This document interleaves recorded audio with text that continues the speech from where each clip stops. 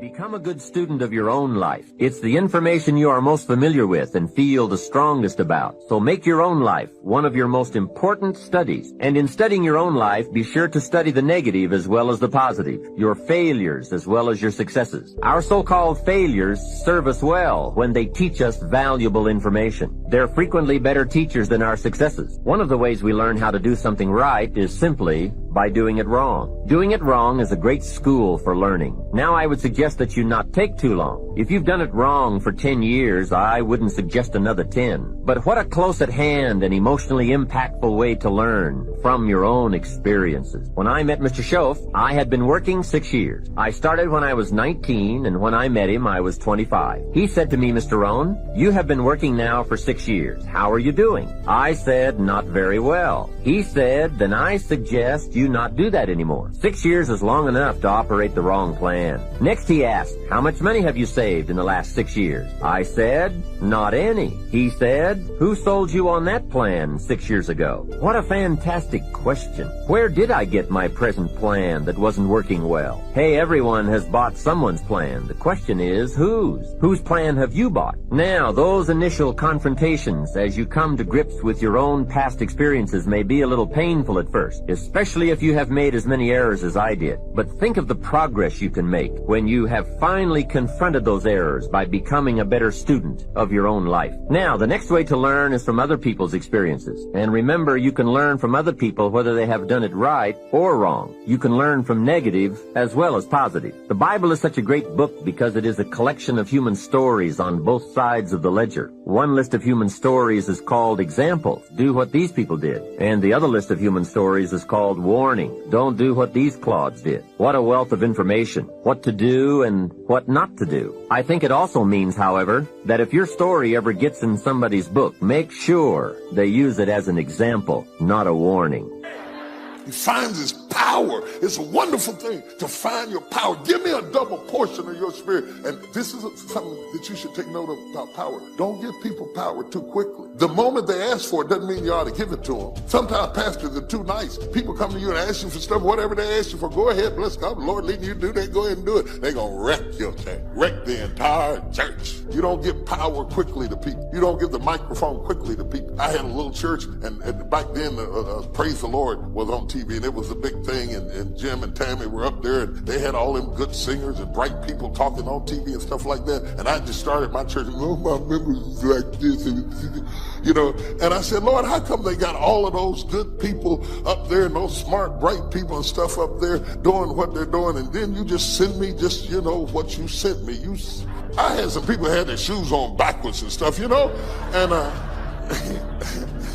and suddenly the Lord spoke back to me and said, they got some people like that too, but they're not up front. Have you given power to the wrong person? I believe complexity is the enemy of execution. That's what it is. You got to make it so simple, people do it. Complexity is the enemy of execution. So I'll get it simple. You get it to me, I'll make it simple. He goes, well, it uses leverage. I said, give me one that doesn't leverage that anybody could do. They could do it with ETFs. He goes, well, I don't know. I don't know what that's going to look like. It won't be perfect. I said, your worst plan is going to be better than anybody else's best plan. And then he this moment of engagement, this magic moment, he opens up and he goes, okay, and I'm writing like crazy. I got the video camera going. I'm feeling this vibration in my body. I left so excited, knowing it was something special, but not knowing what it was. But that formula, I took it to Hightower, $30 billion asset company, said, test this 30 years, 40 years, 75 years. How's this done? Over all that time period, in the last 30 years, it lost money 4 times. Made money every other time. And the 4 times, one of the losses was 0.003. So it really practically lost money 3 times. You know what the average loss was? 1.9%. But the average gain, just under 10 all in. The largest loss in 75 years. It's been right 85% of the time. The largest loss was 3.95, as that was 2008. Less than 4% when the rest of the world, from top to bottom, lost 51%. It's in my book, by the way. And so a bunch of my partners were like, hey, this is a business. Don't put that shit in the book. And I said, you know what? It is a great business. We can help people do it if they want to do it, but it wasn't offered in that spirit. So it's there. I tell you this because I want you to understand with engagement, you can get anything. But engagement, I want you to define it, I want you to experience it. So what's the first thing that allows you to engage somebody? What's the number one thing? Right now, if I said to you, what is it? How many think Mark is a fairly engaging guy without blowing smoke? How many have to say this guy's pretty damn engaging? Say I. What makes him engaging? What makes somebody you find engaging? What makes them engaging to you? What is it about them? Think about it. Say it out loud. What makes somebody engaging? The positive? What's that? Eye contact makes somebody engaging. She's talking about another level of engagement. I can feel it right now. What else creates something engaging? Come on. Smile. What else makes them engaging? Energy, passion, talking the truth instead of what you want to hear. Who loves someone who will tell you the damn truth in the world we do? It's the world, not even reality television is freaking real anymore, right? Raw and real may not sound good, but it sure feels good because you know it's there. Sincerity, when you feel like somebody, how about caring? When you feel like somebody truly cares about you, does that make you engage more, right? What makes something disengaging to you? What makes you disengage with someone? Lying, when you can't trust them? Arrogance, when they try to control you? What disengages you? When they come up to hit on you and they're not even committed, you're like the 12th person and you can feel it.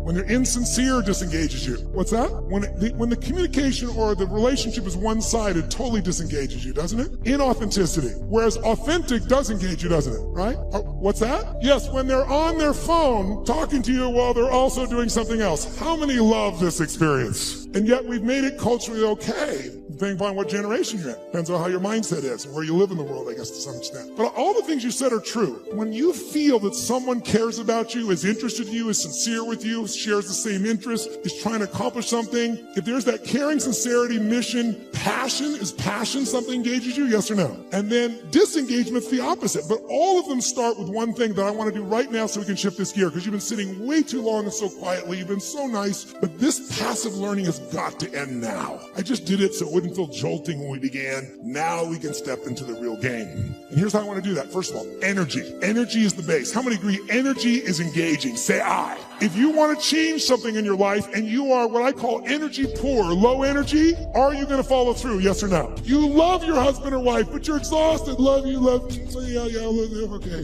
There is no passion. There is no intimacy without energy. Am I right? You're not going to go to build a business without energy. You see this crazy man? He's filled with energy day and night and day. It's Richard Branson. How much energy does that man have? He's insane in his energy. Anybody I've ever met who really has this compelling ability to engage with people, it's energy. But are they born with it? Some maybe, most not. Because I've interviewed them, I've seen them, and I also see some of them like Richard. Richard is a ball of fire of energy, and then he's not. He's actually a very internal guy in many ways. He's external when he wants to go do something. He's crazy and willing to risk his life. Not in business. In business, he goes, okay, I'm going to take Virgin and make Virgin Airways, so how can I lose? Oh, I'm going to make a deal with Boeing that if they fail, I get to give them the jets back. That's how he thinks. In his life, let me go in the middle of a balloon in the middle of the sky and hope shit happens.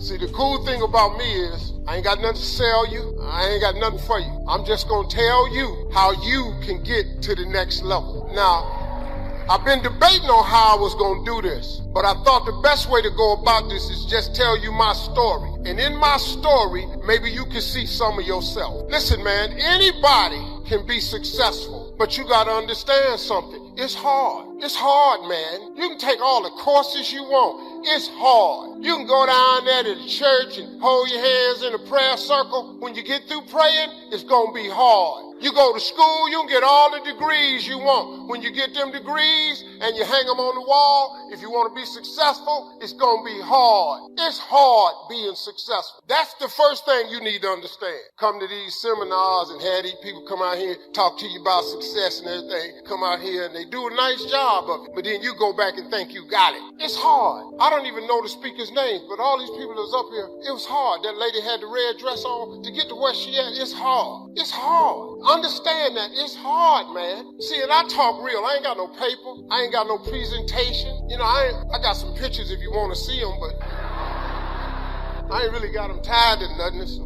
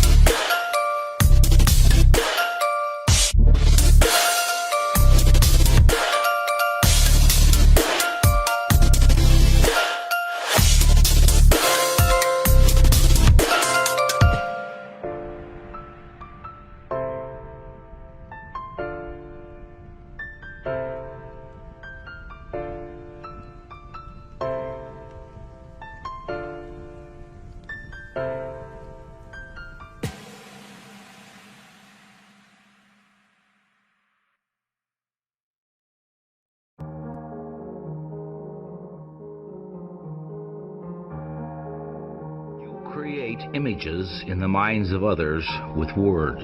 Now, I want to show you another kind of image creating that's a vital part of thinking big. Learn this skill well. Make it one of your primary success tools. The skill is simply this: learn to see what can be, not just what is. Big thinkers, all big thinkers, train themselves to see the potential in people and things and ideas, not just what exists right now. I have a friend who is a highly successful realtor. He specializes in rural property, and I'd like to take you on a brief outing with him to hear what he has to say about seeing the potential in things. Oh, this is about 450 acres, kind of hilly as you can see. Scruffy undergrowth, little skimpy secondary growth trees, not exactly farm beautiful, is it? You know, most of the rural property around here is pretty run down like this. But I think I'm successful because I developed my entire sales plan around what this place can be. Now let me show you what I've done with this farm. I've spent 2 days just studying it and trying to imagine what it could be. Here we have 85 acres of bottomland, we got 115 acres of woods, about 200 acres of pasture, and we're 45 minutes from town, about stone's throw from the freeway, and 35 miles from the airport. Well, I've asked myself, what's this farm good for? Well, here's one possibility. Here, this is a plan for a horse riding stable. I've got it all typed up here, you see. As you can see, we've got all the right ingredients. A rapidly growing city nearby. You can hear the construction from here. Lots of new families moving in. I mean, it's built and designed for families around here. Here's a report that states that the outdoor activities are the fastest growing recreational form that there is right now. You've got good pasture and some nice hills, and they're not too steep, right? You can support lots of horses right here. Grow your own barley, your own wheat and grain. That way, all of the revenue produced in this property stays right here for the profit of the buyer. With a minimal amount of landscaping, you can put in some trails, run them over the hills, down to the river. I mean, can't you see people riding their horses over the top of that hill, back up through the gorge? You see, this way, when I talk to prospects, I don't have to convince them that this place is a good buy just as it is. I can help them actually see it turned into a money-making venture. That has added bonuses too. I can sell more farms and sell them faster this way. And on top of that, I can sell them usually for more money than my competitors, because they're not just buying a farm. They're buying a farm and an idea. Once again, the moral to this true story is this: look at things not as they are, but as they can be. Visualization, you see, adds value to everything. A big thinker always visualizes what can be done in the future and doesn't limit himself to the present. And always remember, this principle doesn't just apply to things. It applies to people as well. If you can see the potential in a customer who comes into your store and spends, say, $5, then you create the possibility that the customer will come back again and next time spend $500. If you drive through Skid Row and see just a bunch of broken down stumblebums and winos, then you're not thinking big. There are a few devoted individuals who can see in those Skid Row residents a lot of human potential. And because they can see this potential, those few people are able to help a lot of those unfortunate people get back on their feet. The best teachers are the ones who see Jimmy not as a little troublemaker who talks too much, but as an energetic, bright kid who needs a special challenge to get motivated. This teacher isn't seeing Jimmy as he is, but as Jimmy can be. Now, turn this idea inward and look at yourself. What about your own potential, your own worth? If you were to go in for salary negotiations with your boss tomorrow, how would you present yourself? Would you see yourself exactly as you are today? Or would you see the potential you have to offer, the executive you can be in 2 years, or the sales you can bring in over the next 5 years? Are you looking at yourself only in the present, or do you see yourself as a person you can be at some point in the future? The way to develop the power to see what can be, not just what is to practice adding value to things, people, and ideas. Now here are some exercises that will help you do this. First, practice adding value to things.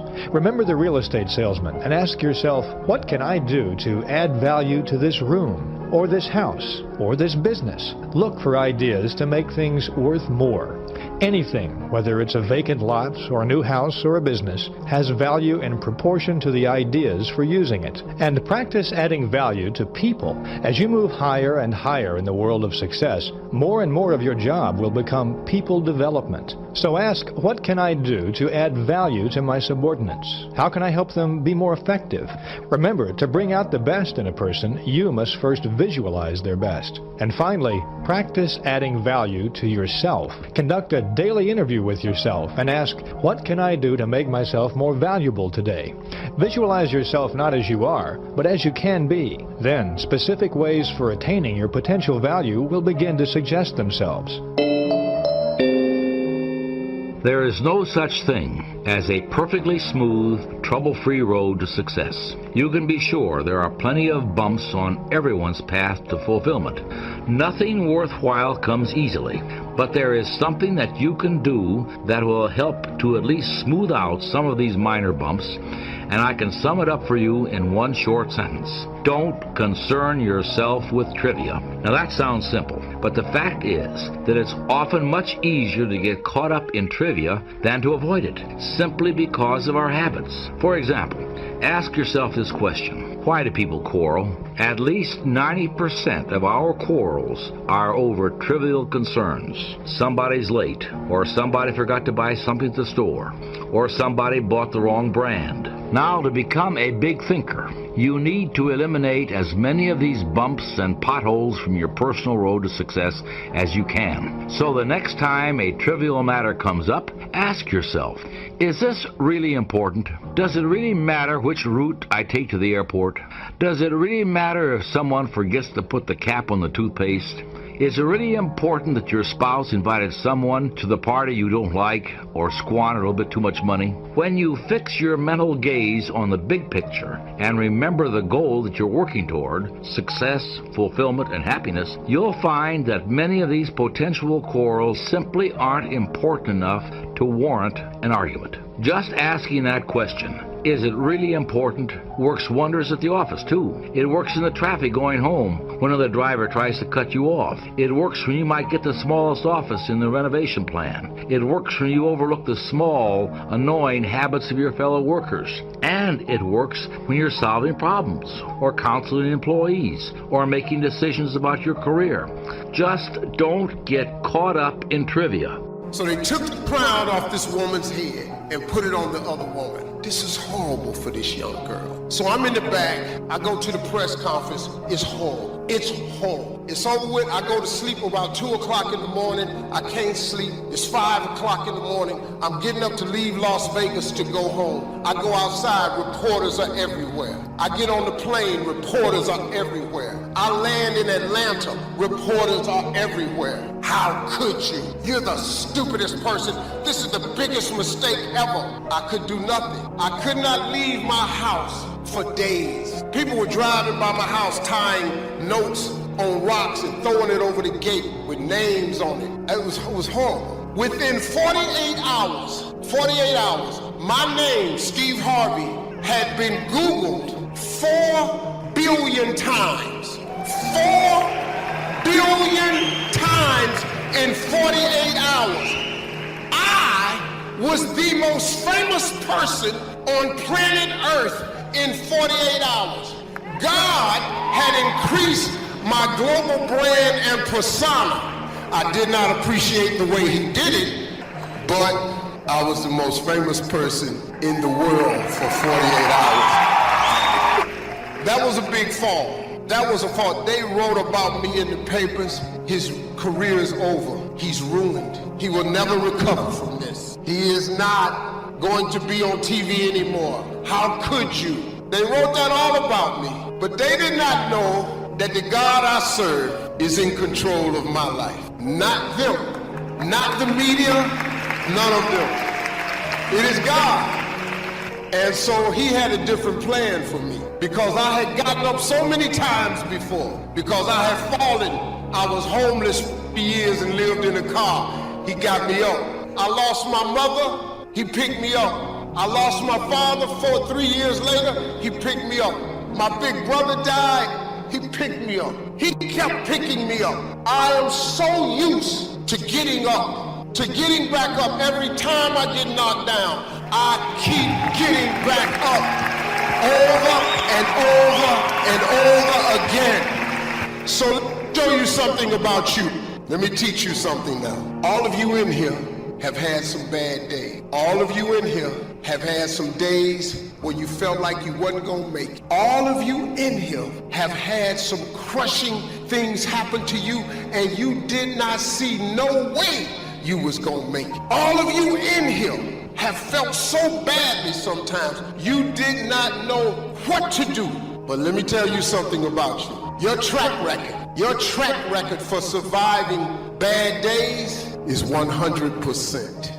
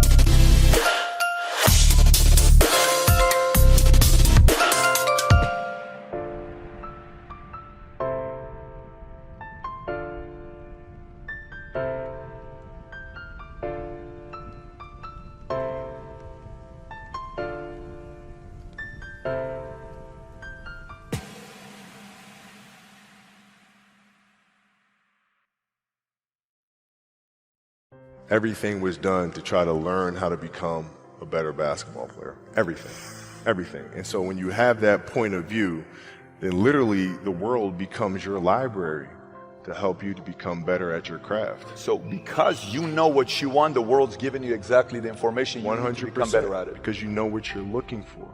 So many guys tell stories about your work ethic. Yeah. What was really your work ethic like, and for how long did you stay disciplined? Well, I mean, every day. I mean, since, for 20 years. It was an everyday process and trying to figure out strengths and weaknesses. For example, jumping ability. Man, my vertical was a 40, it wasn't a 46 or a 45.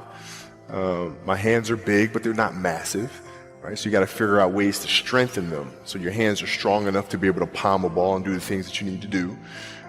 Quickness, I was quick, but not insanely quick. I was fast, but not ridiculously fast, right? So I had to rely on skill a lot more. I had to rely on angles a lot more. I had to study the game a lot more.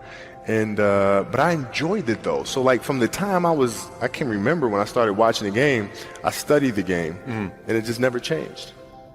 It's a good separation for me, you know, emotionally, to be able to put myself in a place where at practice or when I'm training or during games, I switch my mind to something else. I switch my mode into something else, right? For me, it's the equivalent of Maximus, Decimus, Meridius, and Gladiator picking up the dirt, smelling the dirt. It's go time, right? So that was my mental switch. It was like an actor getting ready for a film. You got to put yourself in that cage.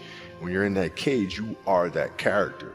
And then when you leave there, it's something completely different. But when I'm in that cage, bro, don't touch me. Don't talk to me.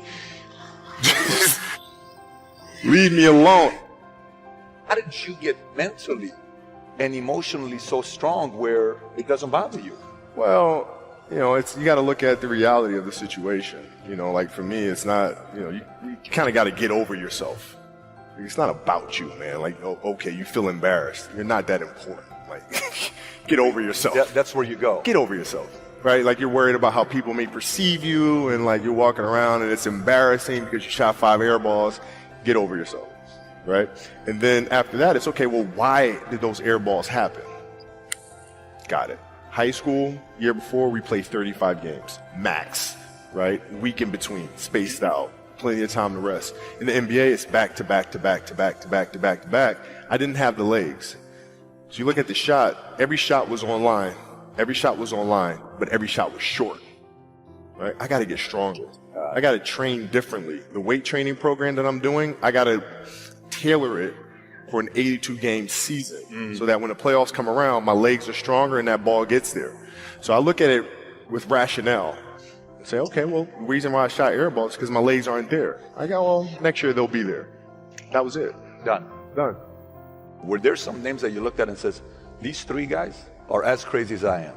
At the time, I deal with what I've referred to as Goat Mountain. I went to Goat Mountain and I talked to Magic, Michael, Bird, Keem Olajuwon, Jerry West, Oscar Robinson, Bill Russell. You know, so I would talk to them. What did you do? What were your experiences? Michael in particular, he's become my big brother. He's been my big brother since I first came in the league. And what was that process like? So I went to them and started understanding the ins and outs of the game and, you know, how they approach things and their level of detail and obsessiveness. And that's what I did. The players that had that passion but weren't willing to commit their entire lives to doing that, right? It's a choice, right? You have other things. You have family. You have all these other things that you have to do. The game can't really be your #1 priority. And so I was looking at that like, man, this is going to be fun. Too many of you are stuck and this is not going to work because. I stopped asking the question, how long will it take? And I started asking the question, how far can I go? And everything changed that day. For people that don't understand the fixed mindset versus the growth mindset, how would you just summarize it right here? So a fixed mindset is somebody who believes that their talent and intelligence are fixed traits set at birth. Somebody with a growth mindset believes that their talent and intelligence are malleable traits that will change with disciplined practice. And once you go from the fixed to the growth, then all of a sudden everything changes because you realize I'm not good at that yet. And just by putting that appending word on there, you realize, oh, okay, so if I wanted to put energy into that, I could get extraordinary. See, in the real world, nothing comes easy. You have to put in the effort. You have to put in the blood, sweat, tears. If it doesn't hurt a little bit, if it doesn't sting a little bit, if it doesn't make you a little uncomfortable, you probably won't get very much out of it. People see the 30%. They don't see the 70% of not making it or not getting what you want.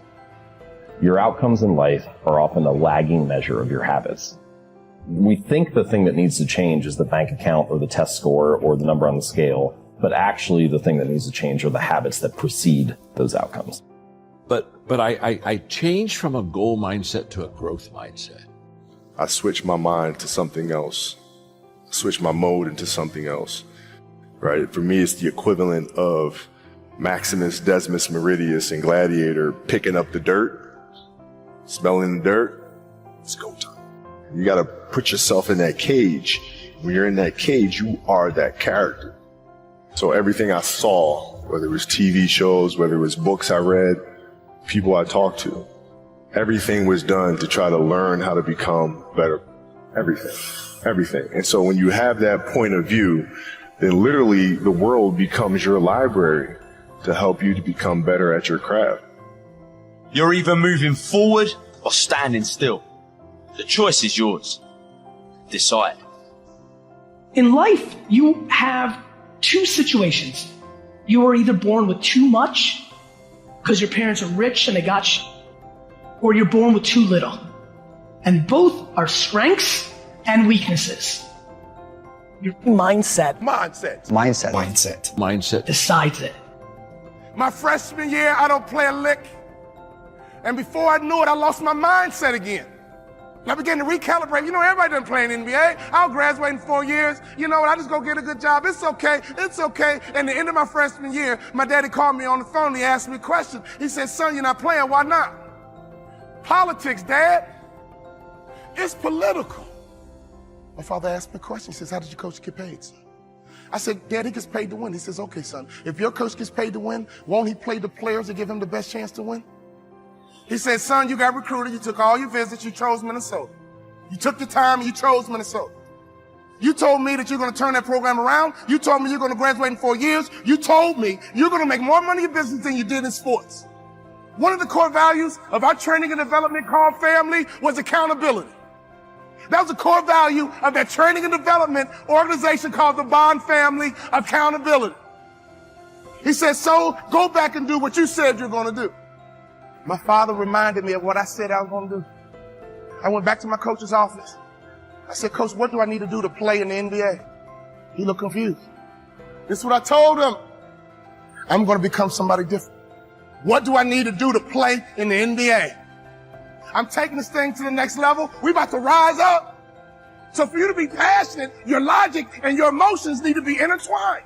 See, some of you guys have the intellect and some of you guys have the passion, but you have to have both to be successful in this business.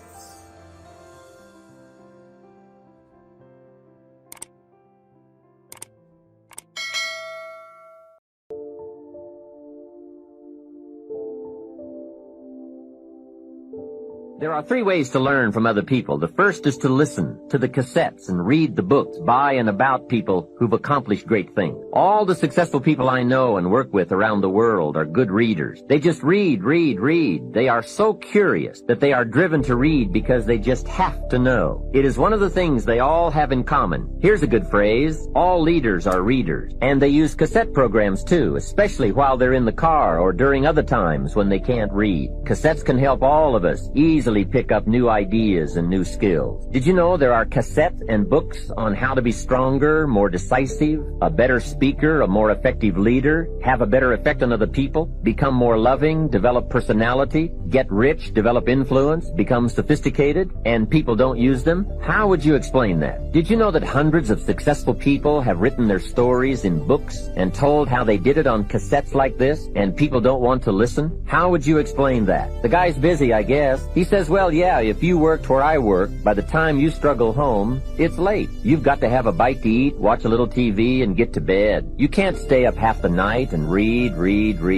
And this is the guy that's behind on his bill. He's a good worker, hard worker, sincere. But remember, you can be sincere and work hard all your life and wind up broke, confused, and embarrassed. You've got to be better than a good worker. You've got to be a good reader, a good listener. At least you could hear a good cassette on the way home, right? Now, you don't have to read or listen to educational cassettes half the night. Although if you're broke, it's a good place to start. But here is all I ask. Just 30 minutes a day. That's all. Stretch it to an hour if you can, but at least 30 minutes. Half rich isn't bad. 30 minutes. Hear or read something challenging, something instructional, at least 30 minutes a day. And here's the next key. Every day. Don't miss. Miss a meal, but not your 30 minutes. Hey, you can get along without some meals, but you can't get along without some ideas, examples, and inspiration. There's a Bible phrase that says, humans cannot live on bread alone, or food alone. It says the next most important thing to bread is word. Words nourish the mind. Words nourish the soul. Humans have to have food and words to be healthy and prosperous. Make sure you have a good diet of words every day. I told my staff one day, some people read so little they have rickets of the mind. And also remember, to properly feed the mind, you must have good balance. Don't just read or listen to the easy stuff. You can't live on mental candy. The point is, engaging people have that kind of energy. It doesn't matter who they are, where they are, they have that kind of experience. So what you and I got to do is got to tap that out. So how many of you have had times when you were in the flow, where energy was going through you? Like, you didn't have to think about it. The right thing was said, the right thing came out of you. Who's been in this place before? Say I. Oh, come on, say I.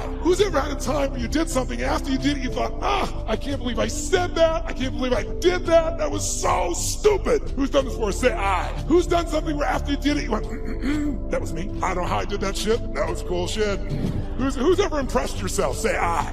Now, you're the same person. How come one situation you're an idiot, the other one you're brilliant? Who's ever forgotten how to spell your own, how to remember, let's say, your own email or your home phone number, or how to spell a difficult word like the? Let me see your hands here. In fact, phone numbers are crazy now for most of us, right? Because now we have this outboard brain. If we lose this brain, we're screwed. I don't even know how to call my mom, for God's sakes, right? You don't know what to do when you don't have this thing. So the point of the matter is, if we increase the energy in the work, so now here's the thing, where does energy come from? Does energy come from sleep? Yes or no? Really? Who here has ever slept 8 hours and still been tired as shit? Let me see your hands right here. Okay, so that wasn't it, right? Is it food that gives you energy? Really? Really? Thanksgiving's coming. I know what you're going to do, right? You're going to get to Thanksgiving. It's about giving thanks. You're going to take care of this nurtured body of yours. You're going to say, no, give me the vegetables, a little this, a little that, right? Now, what do people do at Thanksgiving? What do? Eat everything within reach. And when you're totally stuffed and you can't have another bite, and you say, I'll never what? I'll never eat again. And somebody goes, pumpkin pie? You go, okay.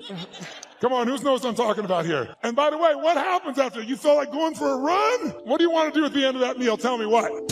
Who here has ever fasted 5, 6, 7 days or more, gone on a fast? Does your energy increase or decrease as you no longer eat? Which one? Increases massively. So if it's not food and it's not sleep, don't get me wrong, those are useful, then what is it? The answer is, it's psychology. It's a mindset. It's a decision inside yourself where you say, I will no longer tolerate low energy in my life, because low energy equals shit relationship. That's a technical term. Low energy means low, lousy business. Low, poor energy means I no longer have the impact on my children. Someone else with greater energy is going to. And if we can find a way to increase our energy, and here's the good news about it, it's psychology and it's movement. The way you move will create it. For the kingdom of heaven is as a man traveling into a far country, who called his own servants and delivered unto them his goods. And unto one he gave 5 talents, and to another 2, and to another 1, and to every man according to his several ability, and straightway took his journey. Then he that had received the 5 talents went and traded with the same, and made them other 5 talents. And likewise he that received 2, he also gained other 2. But he that had received 1 went and digged in the earth and hid his Lord's money. And after a long time the Lord of those servants cometh and reckoneth with him. And so he that had received 5 talents came and brought other 5 talents, saying, Lord, thou hast delivered unto me 5 talents. Behold, I have gained besides him 5 talents more. Look at me, God, I did good. That's not in your Bible, that's in mine.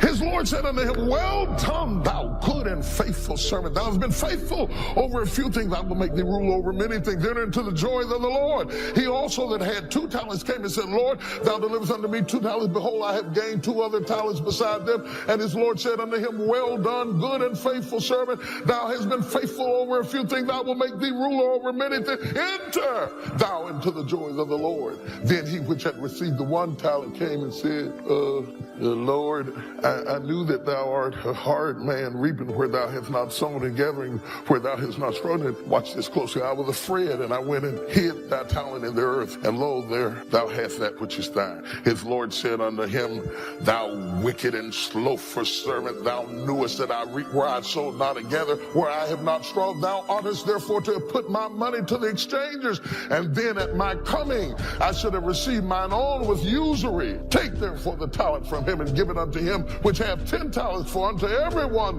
that hath shall be given, and he shall have abundance. But from him that hath not, it shall be taken away that which he seemeth to have. Can the church say amen? Remain standing. I'm going to pray with you while you're standing. I do that so that you can't sleep while I'm preaching. Tonight I'm going to talk to you about the instinct to increase. The instinct to increase. Say that with me. The instinct to increase. Say it again. The instinct to increase. God never intended for you to stay where you started, in where you began. Just maintain, neutralize, and wait on him. There is something down inside of you that God wants to bring forth. The very first command, the very first word that God said to man was be fruitful. In my 30s, I was homeless based off of a decision I made. October 8th, 1985, I walked in a comedy club for the very first time. Never been in a comedy club, but I had been writing jokes all my life. 2 years, I was writing jokes for a dude taking my jokes, going to a comedy club. He was paying me $10 for it. I had never been to a comedy club, had never heard of a comedy club. I was writing for a buddy of mine named AJ Jamal. He would pay me $10 a joke. One day, I was writing some jokes for him, and I was over his house to drop him off, and this girl named Gladys Jacobs came over to the house, and she said, you the dude that's writing the jokes for AJ Jamal? I said, yeah. She said, he the funniest dude at the comedy club. I said, at the what? She said, he's the funniest dude at the comedy club. I'm 27. I've never heard of a comedy. Now, all my life, I wanted to be on TV. I'm going to tell you that story a little, but I just said, man, at the comedy club, she said, you should come. She said, why don't you tell the jokes yourself? Really? Tell the jokes myself? She said, yeah. Now, I'm thinking, I said, man, this could be what I've been asking God my whole life. See, some of you in this spot where you keep asking God, what do I do next? What's my next move? You know the hardest thing about your life? Trying to figure it out. Ain't that hard? But do you know that you ain't supposed to do that? Do you know that God already designed you for a purpose in life?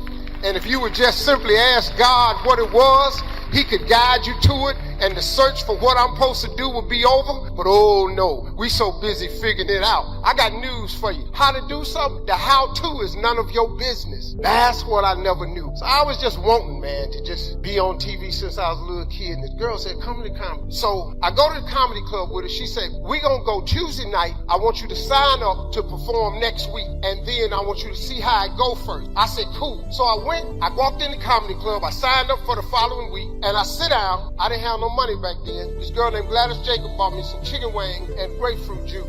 And I was sitting there watching. It was supposed to be 10 dudes perform. 9 of them went up. Now, I ain't laughed all night. She said, you're not laughing at none of these jokes. You know why? Because what they were doing was my actual gift. It was the thing I've been doing my whole life. So I wasn't laughing at their joke because I knew everything they was going to say. And I knew everything they should have said where the joke would have really been funny. So I'm just sitting there just a student.